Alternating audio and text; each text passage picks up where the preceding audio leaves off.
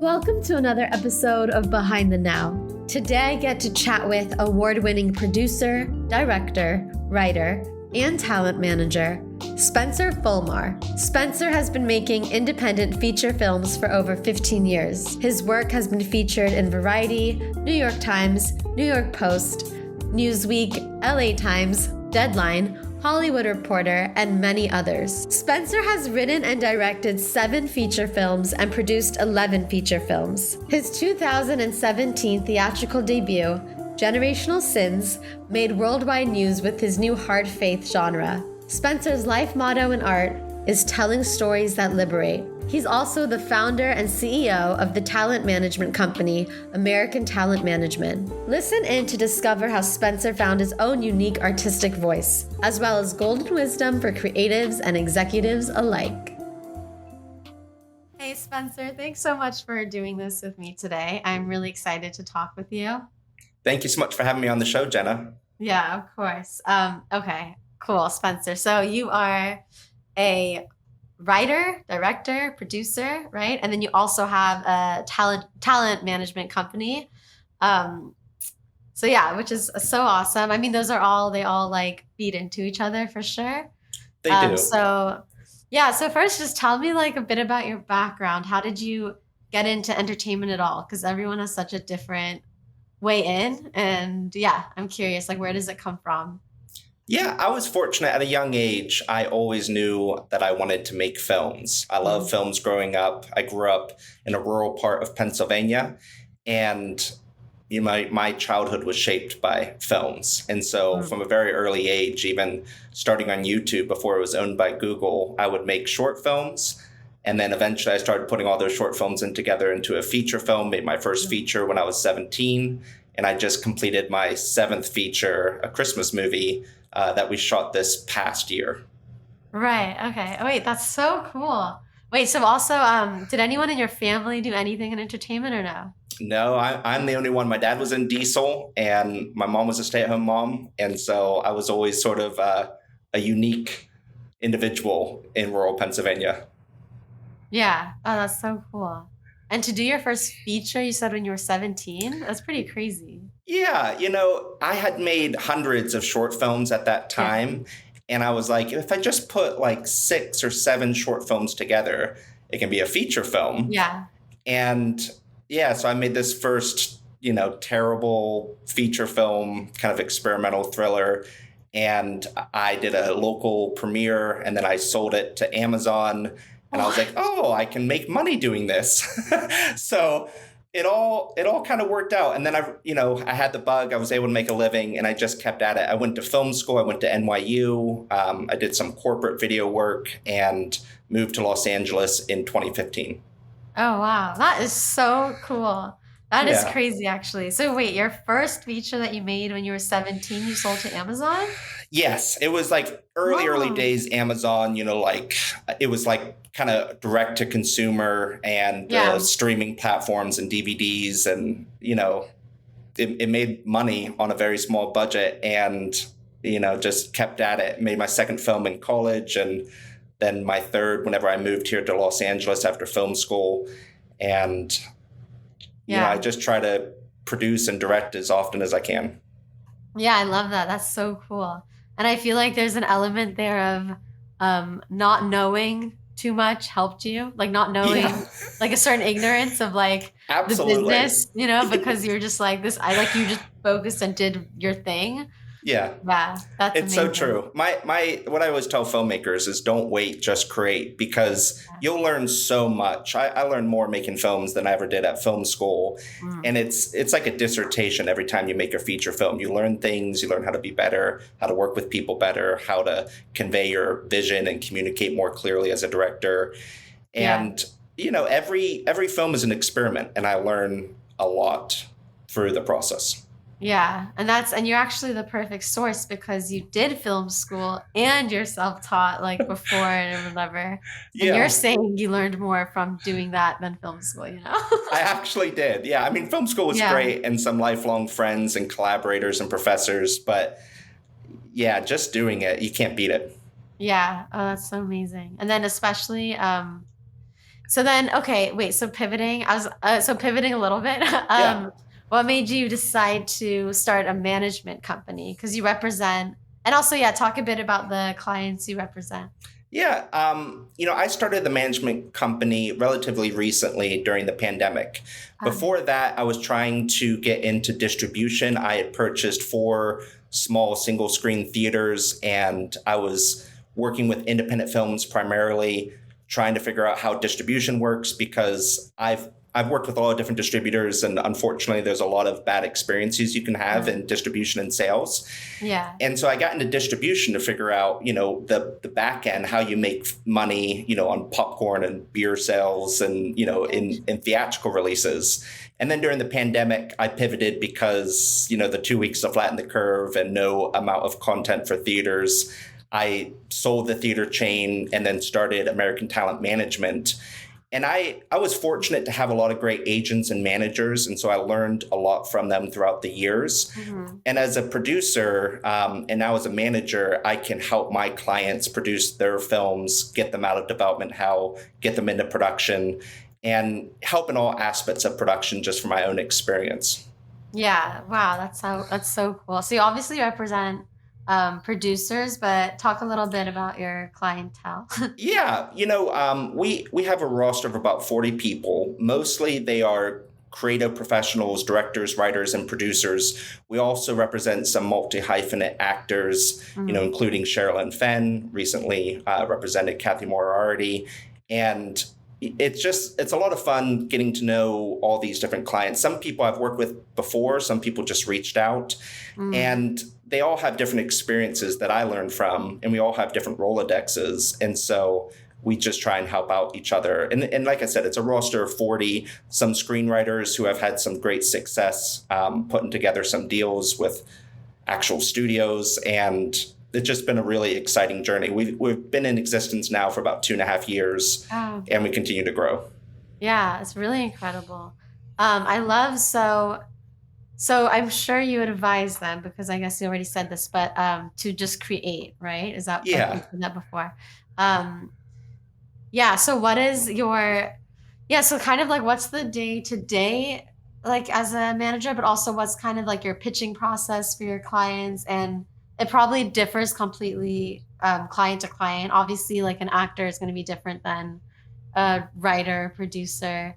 Um, yeah, but how do you kind of navigate like when you bring on someone new and then like what's that process look like? Yeah, there's an onboarding process. I have a great Yeah. talent coordinator, Kova, that introduces them and explains them how management works. And then typically we start with one project, a script, a screenplay, a project, Um, a production that they want to get involved with. mhm. And we read the script, give them free coverage, included in management, and then we just try and find ways to pitch it to different studios. There's certain genres and things that work, and that window changes constantly. Sometimes you hear from local studios and from production companies and streamers that they're looking for Yeah. Christmas films, and then it's thrillers, and then it just constantly changes. And so I'm always trying to keep my client roster up to date on what people are actually looking for, what people are buying, what people Yeah. are optioning. And then it's just a lot of back and forth. Some projects go fast, but most of them are a long gestation period. Mm. So it can take months to years. And there's a lot of different tricks that you can do to just get your project out there, especially as a screenwriter. We work with a lot of screenwriters right now. And once your script is in a good place, making sure that it's very turnkey, a pitch deck, maybe a proof of concept sizzle reel. Um, the script has to be in a good place, maybe some soft attachments or LOIs that you can get from cast that can help with funding. And every project is different. Some are more streamlined. Some need to get some financial component to them, some funding in place for development. But you just constantly are reading scripts, talking to clients, encouraging clients, and negotiating deals and making sure that the client is protected, in the contracts, and that they're also maximizing their success for future projects. Yeah, I love it. Sounds like extremely hands-on. Like you work very closely with each client. It's not like superficial. It feels pretty like in depth. Yeah, I try to develop a real relationship with my Yeah. clients because I was fortunate to have great representation, but I know just like in distribution, the reason why I got in there is because I saw a problem that could be solved, helping independent filmmakers make money. And with representation, even as a director or a producer trying to attach talent to projects, so often, especially with the major agencies, you send an offer, you show proof of financing and an escrow account, and you just can't get any word back from representation. Sometimes you even meet that representation after the offer is passed and they never even saw or heard of your project.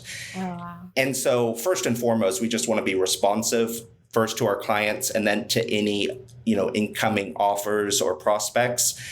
And having a hands-on real relationship with these individuals, because it's a struggle. The film industry is not easy. And I think just having someone on your side, an advocate, can really help a lot. Yeah, definitely.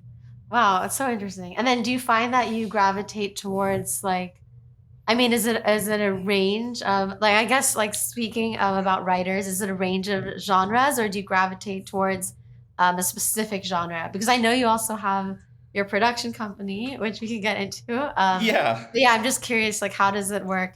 I guess if someone's listening to this and they're a new writer and they're looking for representation, is it sometimes, is it across the board? You represent kind of every genre, every type, and you don't want too many competing with each other? Or is it this is what I personally gravitate towards, so these are the type of clients I represent, Yeah, we have some basic requirements for new clients or prospects. They have to have been produced or have to have optioned a script or a screenplay. Ideally, some produced films behind, in their roster and their credits, so that we can pitch them more effectively. If they're a new writer, it doesn't mean that we won't take them on, but it's just a lot more difficult. I heard an agent as well say that, as representation, we're not the CEO, we're not the CFO, we're not the COO. The artist is the captain of the ship, and we're trying to help as much as possible. But if there's not already momentum there, it's difficult. But with genres, I do diversify a lot. I've gone from horror to thriller to faith-based to Christmas and holiday. TV right now is super slow. Pitching it's different than a feature film. If with a feature film, if you get the financing, you can make it, you can sell it afterwards after you make the film. There's a lot of ways to make a film. But for television shows, it's difficult because you have to have that distribution, home in place. You can make a pilot as a proof of concept, but it might just be a wasted fund. And so TV right now, post-strikes, post-pandemic, is really slow, and it's really hard to get it greenlit. And there's a very specific criteria of what studios and streamers are looking for. So television is not one of our strengths. We mostly focus on features, but we do represent television writers as well and directors. Yeah, and I've been hearing this a lot lately. Given, I guess, where the industry is now, everyone says oh, whatever, since the strike and everything. What do you do you have any kind of different advice or different things you're telling your clients in this time specifically that maybe hasn't always been the case? Yeah, during the strikes, I was telling my clients to continue to work on their craft, continue to develop those screenplays, dust off the old screenplays, make sure that you have a slate of projects available to offer, make sure they're all turnkey. And so we did a lot of coverage during the strikes just to continue working, and then just doing your own projects as well. Whether it's a $100,000 film or a $10 million film, it's good to continue to create, because as your credits get more spaced out, if there's a big gap in your credits, if you're not producing, if you're not submitting to festivals, if you're not getting out there, then, you're just growing cold. And even whenever you do have a project come out or a film, I always say have the next script in hand, because you want to use that momentum of your release to perpetuate the next film development. Oh, yeah. No, that's great. I know that's great advice. Sorry. 1 second. Because can you see that or no? No. Oh no, the brightness suddenly went down and I was putting it up. And then I was wondering, wait, that might show. So let me take it from a little bit, or yeah, so you were saying that's great advice, to always be creating, for sure. And yeah, I think that's amazing. I wanna shift into, so you have a production company, Hard Fate. Yes. right? That's right. Yep. Hard Faith Films. Yeah. It's been in existence now for 13 years. Oh, incredible. Yeah. After I went to film school, I also went to seminary and got my Okay. master's of theology. And so I'm always Cool. just personally trying to combine faith and film and try to Yeah. express faith in a new way, especially compared to traditional faith-based films. Typically, faith-based films are synonymous with family-friendly entertainment. And hard Yeah. faith films, we encourage artists and filmmakers to tell stories that are often not told either from the pulpit or from your traditional faith-based films that deal with harder issues in life. We made a film in 2017 called Generational Sins about two brothers who return home to reconcile with their alcoholic and abusive father. And then in 2020, we did a film on the opioid epidemic, and working on a film right now in Las Vegas on sex trafficking called The Beast in Me. And we have a film festival.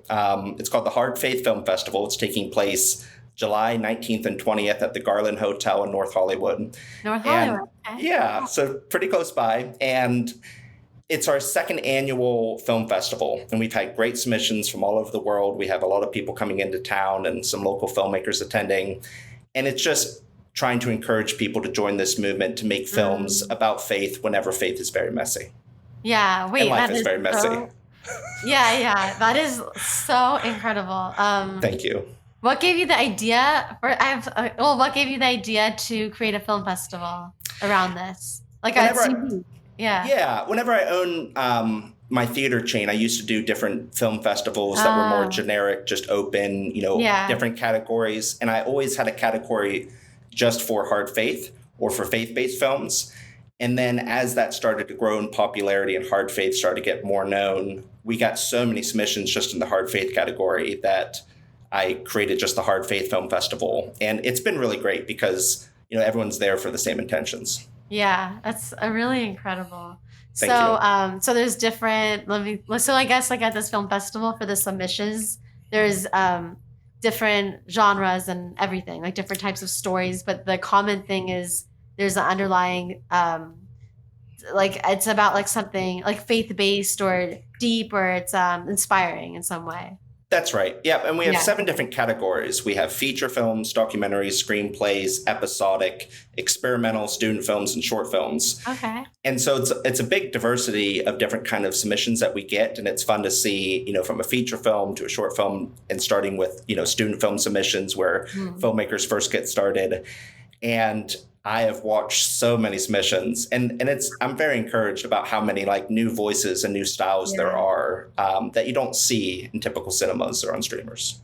Yeah. And I also love that you said you created this at all because people associate, like conventionally people associate faith-based with family-friendly, which is great. But you also are bringing in this whole other dimension because it's not always like, super lighthearted things that we experience, but it can still be faith-based, Absolutely. Yeah, because even like the Bible, has a lot of R-rated stories in it, and it doesn't shy away or censor, the dark parts of life. But it, what we try and do is bring light to those dark situations. And our film company's motto is telling stories that liberate. So we're hoping that we can bring hope to desperate situations. Yeah, that's so incredible. And you said this, the film company's been for 13 years now, right? It has. Yeah, I started it right after film school. And, we've done a few feature films, a short film, a couple documentaries. And I've been, encouraged to work with other filmmakers and also share other filmmakers' hard faith films as they continue to grow. So your film, Generational Sins, I read created a lot of controversy, but I didn't what's that about? If you want to talk about it. Yeah, because it's fine too. But no, because faith-based films are traditionally family friendly, and our films are more PG-13 R-rated. When we made our first theatrical release, which was Generational Sins, the Hollywood Reporter, watched an early screening and reported that this new faith-based film has explicit language in it. And so when that article came out, I got, honestly, thousands of emails from all over the world from, people that were very concerned and some people that were very excited because we were breaking the traditional mold.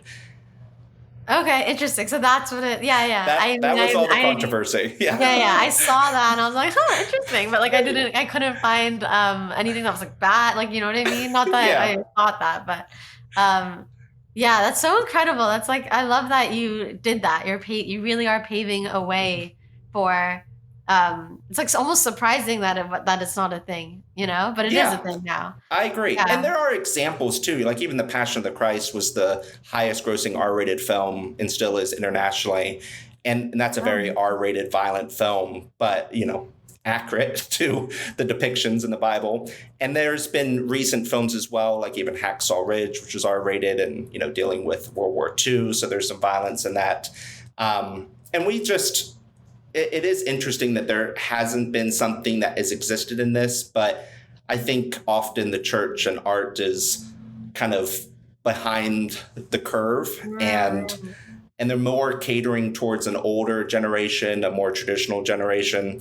And I think there should be stories of faith from new generations. yeah. It's like it's very cool. And also it's a way to actually reach new audiences in a way because otherwise it's easy to dismiss the kind of conventional like as like, oh, I know what that type is, you know. It's like not like Yeah, whatever. It's like a certain like thing. But right. now it's really relatable deep stories with these like sometimes, heavier topics and it's still faith-based. So that's interesting. And we try and make it approachable to non-faith audiences. There's a lot of Yeah. people in the pews that are watching faith-based films, but we're trying to mind the people that are, lost outside of the pews, outside of churches, never been to Yeah. church, never heard of Christianity, don't know the gospel. And so we try and make films very approachable to general audiences, but bring hope in that story. Yeah, because I mean, we're all whatever. There's a universal truth to every kind of experience and story. Hmm. So, yeah, I love that's awesome. Yeah. That's really It, cool. it it keeps it's very interesting. Like I said earlier, every film is an experiment as far as learning how to be a better filmmaker, but also these hard faith films.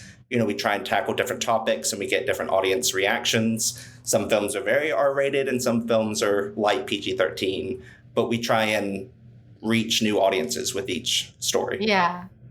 Okay. So what is so this may be like a loaded question, but what's kind of the process to creating a film from like is like at your production company? So like what are the decision factors going into whether or not to create something?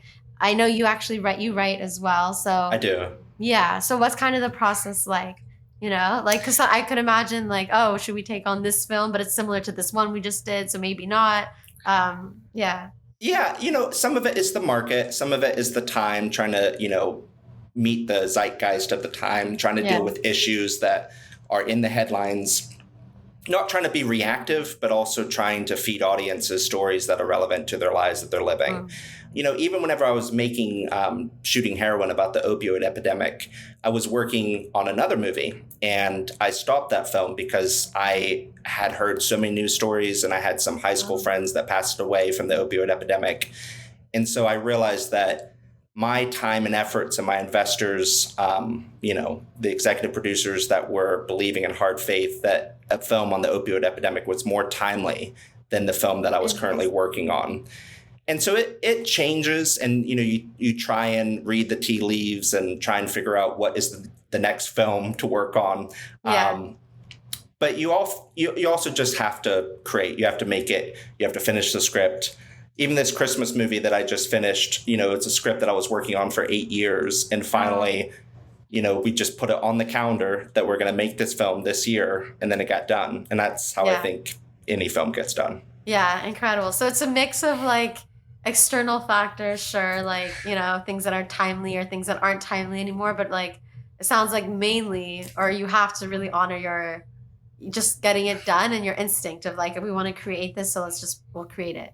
Yeah, personally, Yeah, it's like a calling. You feel called to these stories, yeah, and and I know that if I don't make this film, probably no one else is going to. No one's going to make this mm, exact film. No one's going to tackle this subject the same way. yeah, And so it feels like a responsibility to make these stories and to finish the projects, finish the scripts, finish the post, and get it out there because Otherwise, I'm just hiding a light underneath a basket. Yeah, exactly. I'm curious a bit. I know you were just filming the Santa one, Christmas. Yeah, Yeah, if you can talk about it. So, sure. yeah, Yeah, so it's called Saint Nick of Bethlehem. It takes yeah. place in Bethlehem, Pennsylvania.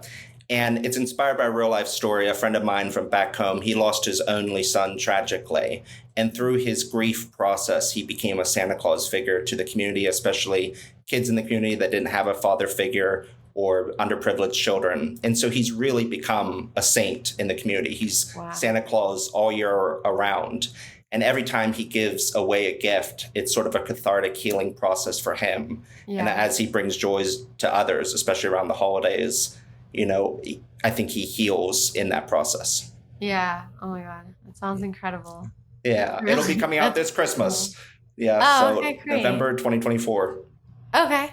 Amazing. Perfect. Yeah, that sounds very obviously like meaningful and impactful. Like I'd love to, I mean, yeah, I can't wait to see that. Yeah, and very different, than my last theatrical release on the opioid epidemic. That was a very hard R-rated film, and this film will probably be PG. And yeah, it's still tackling difficult issues. Yeah, it was personal. Someone that did this, right? Similar. Yeah, it's based on his life. Okay. Oh, incredible. Wow. Does he know and everything? Oh, yeah. He was on set, and we also filmed, after I wrapped the feature film, narrative film, I also filmed a documentary of him. So that documentary will be coming out next year about the real life individual, and his name is Alan Smith. Yeah. It's so smart to do that. While you're there. Yeah, but it's for sure because people watch it. Like I would 100% want to know that too, So then you have it. Like you're like, we did that. You learn more. Yeah. And when you're adapting real life stories, which a lot of my films have been inspired by true events, it's tough to condense a story of a whole person's life into 90 minutes or to 120 minutes. Yeah. And so what's nice about the documentary is that Alan can just speak about all the crazy things that happen in life that don't fit in a traditional plot. And you can just hear it from the real source's mouth about how he went through that process. Yeah, exactly. Yeah, because the film is probably like obviously a very specific storyline, like a piece of it. But now you can kind of hear it in that storyline in the context of his life and other things that you couldn't. Yeah. What was the casting process like for this film? It took a while to find my Santa Claus, but a friend of mine who I've known for a long time, Daniel Roebuck, he's also a Pennsylvania filmmaker. He's been on a lot of television shows. He was in Matlock and recently in 911 and has done independent feature films and faith-based films himself. And ironically enough, whenever my wife and I were shopping for Christmas trees a couple years ago, and we saw Dan in the parking lot at the Home Depot in Burbank, and I said to my wife, "Wouldn't he make a perfect Santa Claus?" And he already had kind of the gray hair, and he's a very jolly individual. And so I reached out to Dan last summer, and I said, "How do you feel about becoming Santa Claus and making a Christmas movie together?" And he came on and, rewrote the script with me, came on as a co-writer. We co-directed the film together. And he really embodies Santa Claus. I mean, it's just incredible because whenever I was making that movie, I have all these traditional faith-based or traditional Christmas movies, in my mind from like Home Alone and It's a Wonderful Life and the Santa Claus. And when I was filming this movie, there was just times that I was looking at the monitor on set and I was like, this is a real Christmas movie. And so I hope it's a new holiday classic that families can enjoy. Ugh, that's so cool. And how cool that like it was probably in your head at that time when you were shopping for Christmas trees and everything, and then you saw them and it clicked, Like I was like, this is right. And it turned out so great. Oh, incredible. And then for the other roles, was it like traditional auditions and stuff? Or that seems like the most, I mean, that's a cool story. Yeah, for shooting Heroin, we had a casting director and we had a big open casting call. Okay. And even back then, because we filmed that movie in Pennsylvania, most of the submissions were digital. And when you work with a casting director, some like through Breakdown and things like that, you get tens of thousands of submissions. So it's impossible to see all of them. And my casting director would highlight, the actors she thought that had the best, well-known and bankability, and that would help the film and fit the film and had a good credit roster. But then, two, it's just working with individuals that you like working with. And so with St. Nick, we direct casted to actors that we knew, had a couple auditions, but mostly it was just working with actors. And I worked with, Kathy again from Shooting Heroin. She was also Santa's mom in St. Nick. And, you just get to work with actors that you love and appreciate, and you try and cast them anytime that you can. Yeah, I love that. I mean, that's great. Yeah. Yeah. I mean, also it's better. Yeah. Like, that's great if you know, right. Of course. And then it's shot in Pennsylvania, right? Yeah, I make most of my films in Pennsylvania. I've shot in other states as well, in Colorado and Florida and Vegas, but Pennsylvania's home to me. So when I write a script, I always imagine it back home. Yeah. Not all stories can be told there, but anytime I get the opportunity, I like to film back home. Yeah, that's awesome. Because that's kind of naturally, you see that world in your head easily, right? That's right. How long was the shooting process? It was about 3.5 weeks. We had a narrow window to film right before Christmas last year. So we filmed all the exteriors during Christmas time.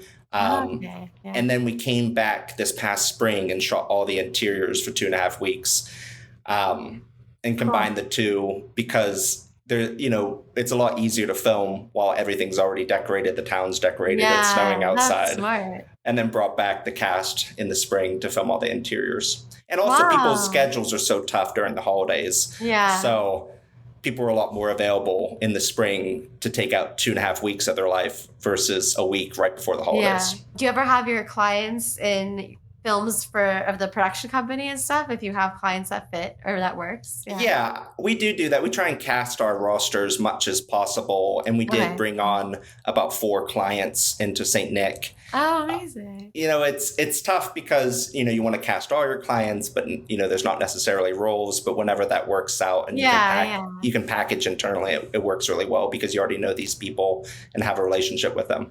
Yeah, for sure. And it's so amazing that you really have it's cool that you have all this experience, and it's you really are, or you really write, you really direct, you really produce and manage clients. And they're for sure, it helps each of it. It's great for your clients that you do the other, that you make your own films, it goes every way. Yeah. It's cool. Like I said before, it's a crazy industry and there's a lot of smoke and mirrors. It's hard to figure out how to actually, work your way up the mountain. But I just feel like if we can work together, share experiences and encourage each other, we can make more content, which is why we're out here. Right, exactly. I'm curious as to, so you have, you had a background in film and religion. And I'm curious, at what point did you kind of make the decision, or what was that moment where you're oh, this is what I want to marry these two things, and that's my voice, creatively speaking, Yeah. Not only, I know you do other, but yeah, what was that thought process like? Because it's interesting. It's unique. I grew up non-religious. I didn't go to church. I wasn't a Christian. And then I converted Christianity after college. And then I went to seminary, and I didn't even know that faith-based films existed, the whole faith-based genre. Yeah. And then when I started watching some of these movies, after spending most of my formidable years, outside of the church, I realized that there was a huge discrepancy between what I was seeing in faith-based films and what real life, real world people deal with every day. And so I just felt, again, kind of a calling and a responsibility to tell stories that were real and, true to the human experience, and then bring hope to people that desperately need it, as I did before I converted. Oh, wow. That's so, and then if I can ask, what made you convert, or even go to, because if you didn't grow up that way, just what was the thing that made you go study and then convert? It was right after I graduated college. I was, from a very early age, I said I was always going to move to Hollywood. And right before I graduated, I don't know, I kind of had an early life crisis, and I wanted to figure out what I believed. I was always searching for truth. I'd read other religious books and text, and nothing had ever really resonated with me. And I always wrote off Christianity because in America, we know a lot of the stories. We know the Easter story, we know the Nativity story, but I'd never read the Bible before. And so I was going to go to like a European cafe and just read the Bible from front to back and then decide once and for all if I believed in this, because I'd never given this religion a fair shot. But I decided to go to Bible school overseas in New Zealand. And I read the Bible, from front to back with a group of other people trying to seek out their religion and their faith with teachers that had dedicated their life to the Bible and understanding it. And it was in that process that I converted. And I think, too, there was some fear about moving across the country. I don't have any family over here, kind of alone here on the West Coast, and had heard different rumors and stuff about Hollywood and, the boulevard of broken dreams.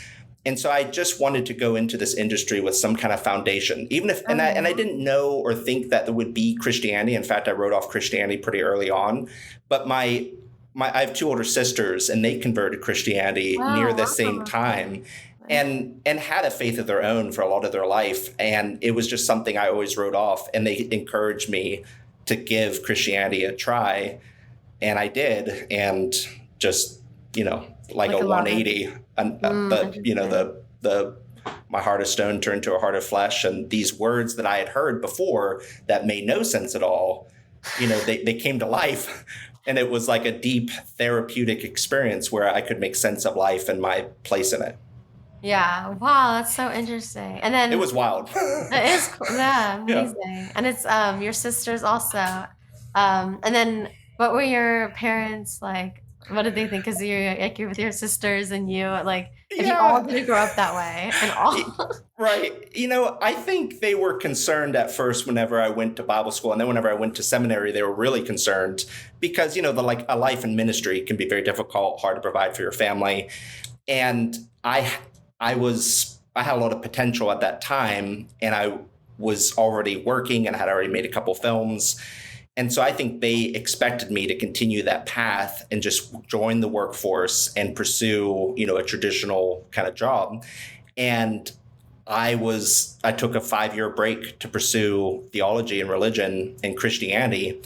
And they were concerned, but, the person that came back from Bible school was a lot better of a person that went. And so whenever they saw kind of the fruits of my conversion afterwards, they were really thankful that I had that experience and have kind of embraced Christianity themselves as well. Yeah. Oh, that's incredible. That makes sense, I think, when something's like unknown, but then they see the difference it makes in you, Yeah, right. Because before, I was just like, I'm going to Bible school across the world. And they're like, yeah, maybe you shouldn't. And but whenever I came back and I just, had a peace that I never had before, they could see the difference. And then also so you were in New Zealand, you said, right? Yeah. Yeah. How come New Zealand? And how long was it? I'm just, curious. Sure. It's called Cape and Ray, and it's an international Bible school that was started right after World War II. And they have 30 campuses around the world. And New Zealand, honestly, was just someplace I always wanted to visit. Loved Lord of the Rings growing up. And I was like, all right, well, if I'm going to read the Bible, which I didn't have a great desire to do, I'm going to do it someplace interesting. Yeah. And I had some friends that had gone to this Bible school from college, and they recommended the school. Oh, cool.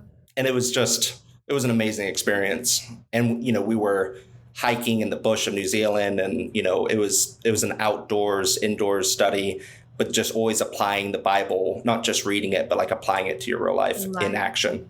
Wow, it's incredible.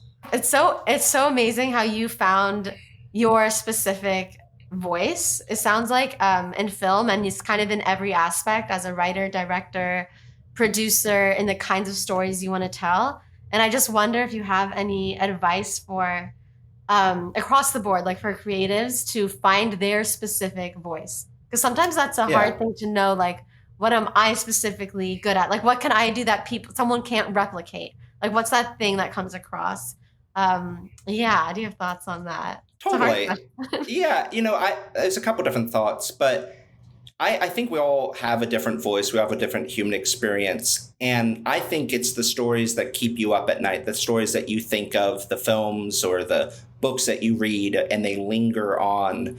Those are the kind of stories that you're supposed to tell. And then whenever you're writing, I think it should be extremely personal. I heard a screenwriter who was actually an EGOT. He said that whenever he writes a script, he makes it so personal that he feels like if anyone would read it, he would want to burn it before they do. And then he rewrites it and makes it even more personal and kind of like bleeds on the page. Yeah. And I think that's what's required, to make a really great, authentic film. Yeah, I love that. And then I think too, sometimes you'll pick up a script and you can hear that writer's voice. Not even like the story itself, but even like in smaller ways, like the action lines, the slug lines, you just like understand that person. You're like, oh, this is very specifically written. Yeah. Like the whole script is an opportunity to kind of do that, I agree.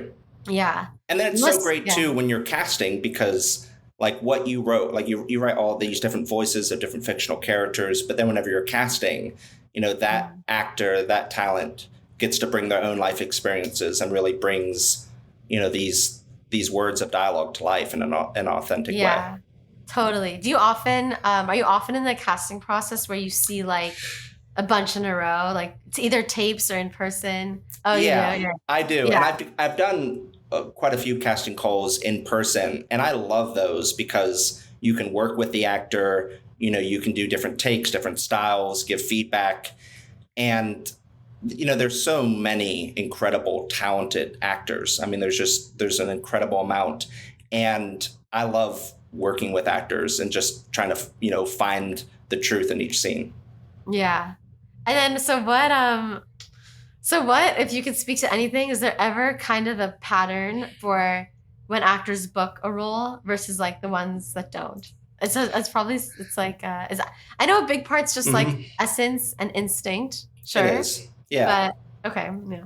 I think there's, it might sound a little blunt, but my number one kind of directing note to actors, especially newer actors, is like, just act like a human, right? So like act like whenever I'm talking to you, whenever the camera isn't rolling, and then whenever you're talking to your other actor on a scene, speak to them like you would speak to them when the camera's not rolling. Like act like a human, right? And even in audition, be a human, right? Be authentic, be yourself, and be yourself also without the fear and trepidation or like all the concerns about how you appear or how you look. Yeah. And whenever I see a tape that someone has really kind of left it all out there and they're not holding anything back, they're their authentic self, they're comfortable with themselves, and they can take direction, that's kind of the winning combination. Yeah. I love how you said that it sounds blunt, but that's so true. Yeah. It's good to hear because it's true. Like we're being humans all day, every day. Right. So what you're doing. Just be a human, right? Yeah. Like sure. God made you the exact way he intended. And so just bring that unique individual to the audition, to the screen. Okay, awesome. And then you can't beat it. Yes, for sure. Okay, I'm going to ask you just a few random questions. Right. Actually, yeah. If you were a professional athlete, what sport would it be? It'd be football. I played football throughout high school, and I love American football. It's just okay, cool. It's a lot of fun. If you could say one thing to your younger self, what would that be? It would be don't wait great, because I've just wasted, even though I've been blessed to make, direct 7 feature films, there's so much time I've wasted just with my own fears and trepidations and procrastination. And there's a lot of stories I want to tell, and we don't have that long in life, and you don't have that many kind of bullets in the chamber. So, I would have, kicked my ass a lot earlier to make films quicker and consistently. Sometimes, life takes you in very different paths, and so you have to have grace for the story you live. But there's just been so much wasted time with just self-doubt and fear. And I would encourage my younger self that it'll all work out. It'll be okay. Your first film is probably not going to be an Oscar winner, but if you continue to make films, your next film will be better. Yeah, that's like brilliant advice. Because I mean, I think we all must have that, to degrees. Yeah. So sometimes like cut through all the mental, like everything, and just start with like the first step. Yep. And put that Yeah, date on the calendar. You're going to yeah, make this film this date, come hell or high water, and stick to it and tell everyone and make it happen. Get the momentum yeah, going. yeah, for sure. And then, okay, so this podcast is called Behind the Now, but I Yeah. always like to ask, how do you be the now? And that's up to your interpretation. So how I won't say, because I feel like you'll have an interpretation. and, Sometimes I'm I like, love the name of the podcast. It's a great name whenever you told it to me in person. I think being the now is being present, being at peace with yourself and your surroundings, and honestly having a sincere interest in others, because there's so many great stories that we walk by every day on the street and that are happening all around us, that are happening in our families, that are happening amongst friends. And these stories, honestly, any day could be an Oscar-winning, life-changing film. But if you're not present, if you're not paying attention and have an actual interest in other humans and humanity yeah. and their struggles, and be a safe place where they can share those struggles with you, then you're just going to miss out and it's going to be superficial and you won't get like the real meat of life and storytelling. Yeah. Oh, I love that answer. Yeah. Because being present is also just like, because when you're truly present, you're there, and so you're Yeah. aware, and so you're observing things, and you're like, and not just observing, like things land on you because you're there. Yeah, I love that answer. A great book, I think, Yeah. that has helped me tremendously in life is How to Win Friends and Influence People by Dale Carnegie. Yes. It's a 100-euro book, Yeah. but I've he read talks it. a lot about just Yeah. being actually interested in people, listening to listen, not to answer. Yeah, it's an excellent book. I should read it again. I remember when I read it once, but when I read it, I took notes and I had the notes like typed up It's for so some good. reason for that book specifically. Yeah, I have it on Audible and I listen to it almost yearly, especially when Awesome. I'm getting ready to like fundraise for a film or, Oh, so do smart. development. Yeah. It's been such a good guide for me. Yeah, incredible. And then Spencer, where can our listeners find you, your work, everything? Just put out Yeah, so you can go to spencerfolmar.com for all things film and talent management, theamericantalent.com for our talent management company, and then hardfaith.org. Okay, incredible. Well, thank you so much for doing this. I really appreciate it. You were such a pleasure to talk to and so full of insight. I honestly feel like there could be another episode, because each thing I'm like, oh, I can ask more about that. But Anytime, I'm available. Thank you so much for the opportunity, Jenna. It was so great to meet you. Thank you for listening to today's episode. I'm your host, Jenna Malatsky, and this episode was edited by Jacob Mammen. Make sure to subscribe to us on YouTube at jenna.malatsky and on Spotify and Apple Podcasts at Behind the Now with Jenna Malatsky.